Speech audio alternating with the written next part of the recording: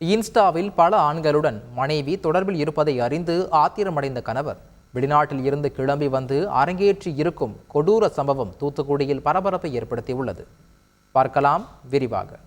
சிங்கப்பூரிலிருந்து மாதம் பணம் அனுப்பும் கணவன் தினமும் ஒரு இன்ஸ்டா ரீல்ஸ், சாட்டிங்கிற்கு ஆண் நண்பர்கள் என உல்லாச வாழ்க்கை வாழ்ந்து வந்திருக்கிறார் தூத்துக்குடி மாவட்டம் கோட்டூர் பகுதியைச் சேர்ந்த சந்தன மாரியம்மாள்.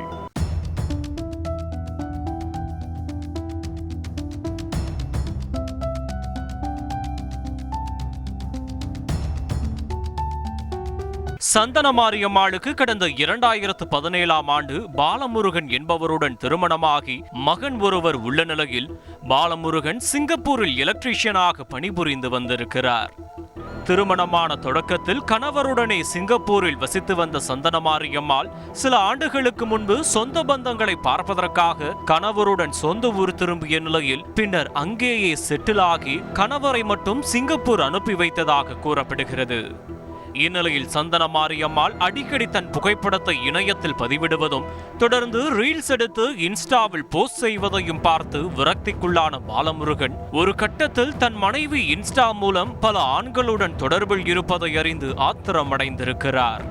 இதனால் மாதம் தான் அனுப்பிய 10 லட்சம் ரூபாய் பணம் மற்றும் நகைகளின் நிலை என்னவாக இருக்கும் என சந்தேகமடைந்த அவர் ஒரு கட்டத்தில் சிங்கப்பூர் வேலையை விட்டுவிட்டு சொந்த ஊர் திரும்பிய நிலையில் குடும்பத்தில் தகராறு வெடித்திருக்கிறது. மாதம் அனுப்பிய பணம் மற்றும் நகைகள் குறித்து கணக்கு கேட்டது என குடும்பத்தில் தகராறு ஏற்பட்டு பூதாகரமாகி உள்ளது. இதில் இருவரும் கடந்த 6 மாதங்களுக்கு முன்பு ஒருவரை ஒருவர் பிரிந்திருக்கின்றனர்.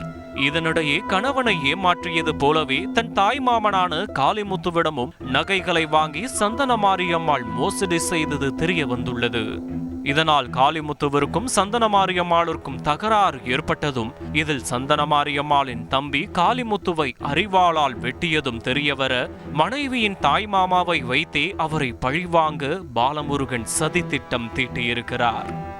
இதன்படி சம்பவத்தன்று இரவு தூத்துக்குடி கணேஷ் நகர் பகுதியில் பைக்கில் வந்து கொண்டிருந்த மனைவியை அவரின் தாய் மாமாவுடன் சேர்ந்து பாலமுருகன் அரிவாளால் வெட்டி படுகொலை செய்துள்ளார். தூத்துக்குடியில் பெரும் பரபரப்பை ஏற்படுத்திய இந்த சம்பவத்தில் இருவருமே தின்பாக்கம் போலீசில் சரணடைந்தனர். மனைவியை கொல்லும் போது கையில் காயமடைந்ததாக பாலமுருகன் கூறியதால் அவரை தூத்துக்குடி அரசு மருத்துவமனையில் சிகிச்சைக்காக அனுமதித்த போலீசார் இந்த சம்பவம் குறித்து தீவிர விசாரணை நடத்தி வருகின்றனர். செய்திகளை உடனுக்குடன் தெரிந்து கொள்ள உடனே சப்ஸ்கிரைப் பண்ணுங்க.